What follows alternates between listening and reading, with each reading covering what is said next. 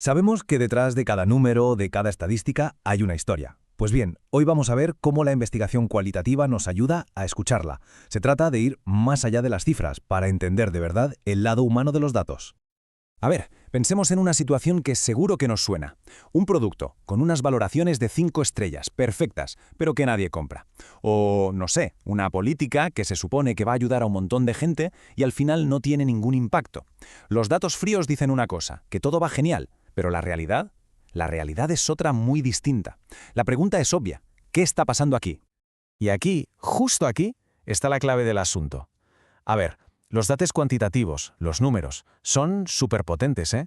Nos dicen el qué, cuántas ventas hemos tenido, qué porcentaje de éxito, todo eso, pero se dejan fuera, muchas veces, lo más importante de todo, el por qué.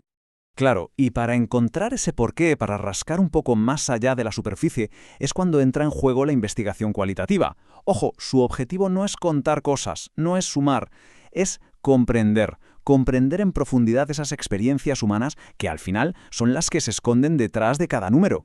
Y esto nos lleva a ver que en realidad hablamos de dos mundos que no compiten, sino que se complementan.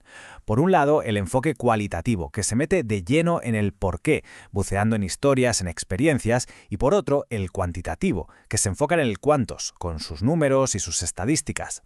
La clave es que no son enemigos, para nada. Se necesitan el uno al otro si de verdad queremos tener la foto completa. Vale, entonces, ¿cómo empezamos a tirar de ese hilo para encontrar el porqué? Pues el primer paso, que es el más importante de todos, puede sonar muy simple, pero en realidad es muy profundo. Se trata ni más ni menos que de escuchar. Así de simple, de pararse a prestar atención a las historias, a las vivencias, a lo que la gente tiene que contar.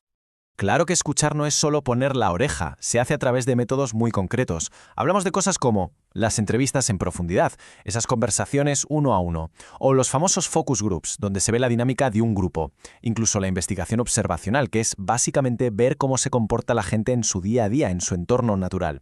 Cada una de estas técnicas es como abrir una ventana distinta para asomarnos a la experiencia humana.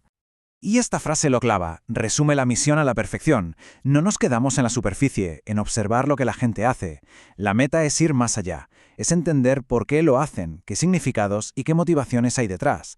Piénsalo, es la diferencia brutal entre ver que alguien compra algo y entender por qué ese producto en concreto le hace sentir de una determinada manera. Y ojo, que nadie piense que esto es algo que se queda en las universidades o en los libros de texto. Para nada, nada más lejos de la realidad. Esta forma de investigar es una herramienta súper versátil que se usa, y mucho, en un montón de campos profesionales. Venga, vamos a ver algunos ejemplos para que quede más claro. Pensemos en sanidad.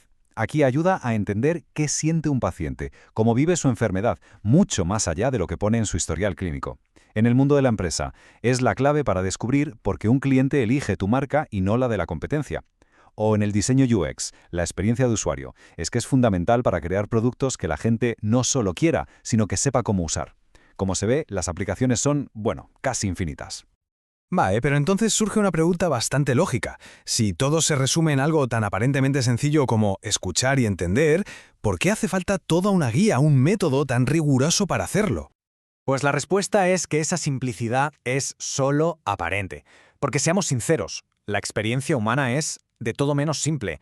Es compleja, está llena de matices, de contradicciones. Para poder captar toda esa riqueza sin que se nos cuelen nuestros propios prejuicios o sin quedarnos en una interpretación superficial, pues se necesita un método, un enfoque bien estructurado y riguroso. Y por eso mismo, un buen investigador cualitativo no puede ir a lo loco. Tiene unas responsabilidades muy claras. Primero, saber elegir las herramientas adecuadas para cada pregunta. Segundo, ser súper riguroso en el análisis para que las conclusiones tengan fundamento. Tercero, claro, desarrollar esas habilidades de entrevista, de observación y por encima de todo, y esto es fundamental, mantener una ética impecable para proteger a las personas que participan. Y es que esto es importantísimo entenderlo. Las habilidades, el rigor y la ética no son cosas que estaría bien tener. No. Son los tres pilares que sostienen cualquier investigación de calidad. Si uno de ellos falla, es como quitarle una pata a una silla. Toda la estructura se tambalea y se viene abajo. Al final, si tuviéramos que resumirlo en una frase, podríamos decir que la investigación cualitativa es el arte de humanizar los datos. Es el proceso que coge una fría hoja de cálculo, una estadística, y la transforma en una historia que podemos entender. Es básicamente ponerle voz y cara a los números. Y con esta idea llegamos ya al final. La próxima vez que nos encontremos con un dato, con una estadística, con el resultado de una encuesta, quizá merezca la pena pararse un segundo y hacerse la pregunta.